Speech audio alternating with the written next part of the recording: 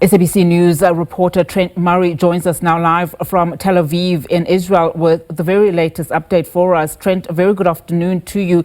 There are now, of course, renewed fears that this conflict between Israel and Iran may last weeks. Just give us a sense of what's happening and what's the latest on the ground.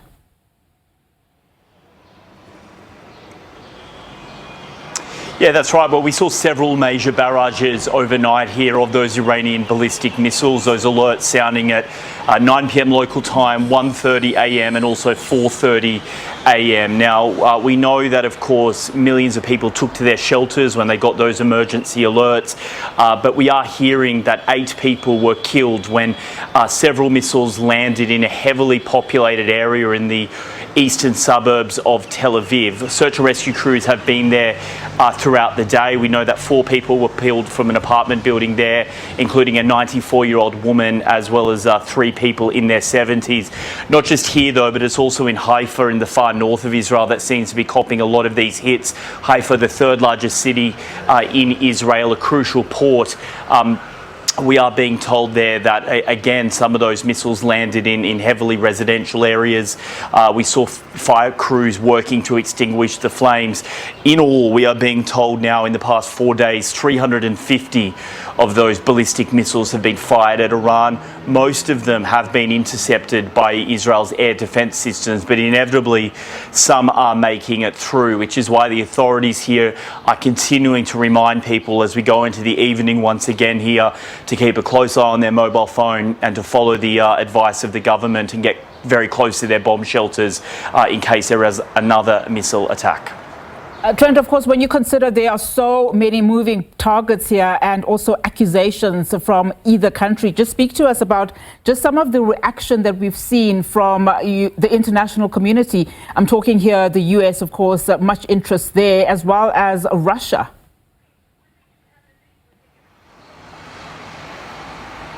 Yeah, well, we know that there have been diplomatic conversations taking place. We know the Iranians have spoken with President Putin. They've not spoken with the US. They don't have direct contact. But we do know that China's Foreign Minister Wang Yi has spoken to both sides, exercising caution and calm and trying to say that China will play a critical role if it needs to in negotiating some sort of settlement here. I think we also have to keep a close eye on the G7 as that kicks off there in Canada. I think that what is happening here will dominate the conversation there. Will those important G7 countries potentially put out a statement calling for a ceasefire or calm? We'll have to, of course, wait and see. We know the US is largely supporting Israel right now, both politically but also with its own aircraft here, helping shoot down some of those missiles and defend the state of Israel. But I have to tell you, the rhetoric that we are hearing where I am right now is that the Israelis are in no mood to slow down this operation. They believe they are gaining the upper hand now over Iran. They say they have complete air superiority over the capital, Tehran. In other words, they believe their fighter aircraft can fly there freely without the risk of being shot down after they've taken out a number of radar stations and air defense systems. And I want to talk about, just some of the power that we're seeing from a defense perspective. I mean, the exact size of Iran's ballistic missile arsenal is also unclear at this point in time.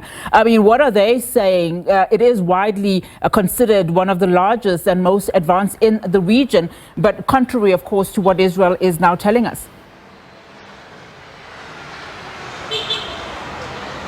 Yeah, I mean, the Israeli message right now, particularly to people here, is not to underestimate Iran. They certainly, on one hand, are heralding what they see as their initial military success. They say they have taken out a number of missile launch sites as well as storage areas. But the estimate of the National Security Advisor here in the government is that there are still thousands of missiles within Iran's arsenal. And the trouble with them is, from the Israelis' perspective, is that they are incredibly fast moving. It's thought there's only around 10 minutes notice from launch in Iran, crossing the Middle East to reaching here in Israel. And that's why you are seeing people running to those bomb shelters when those sirens go off, because they know there is very little warning time. So I think in many ways there are kind of two schools of thought here.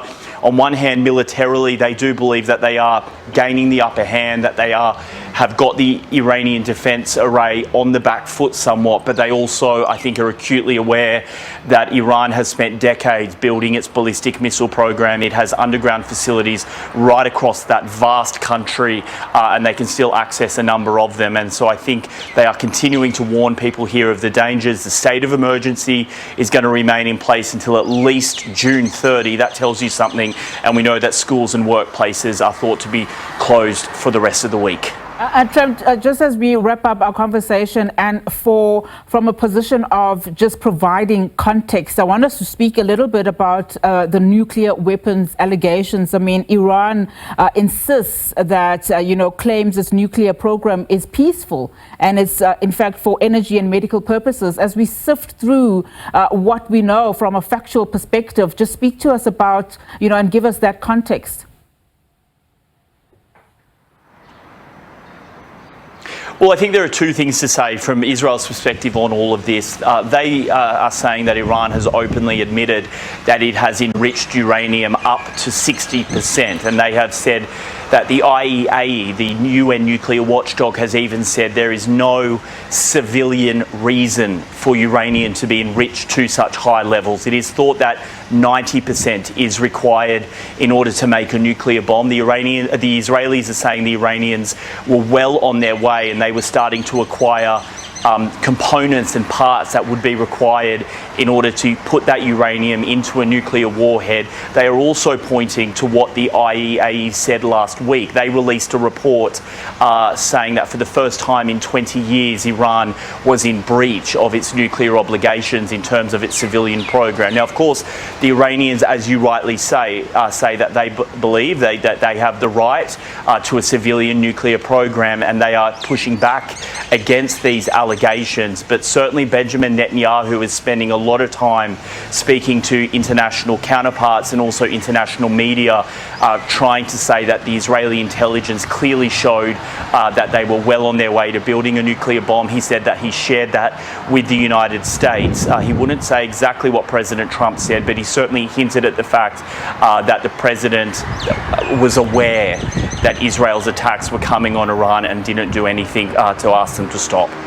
All right, Trent, thank you so much for that update. SABC News correspondent Trent Murray from Tel Aviv for us. They're just giving us a sense of what's happening in the Iran and Israel conflict.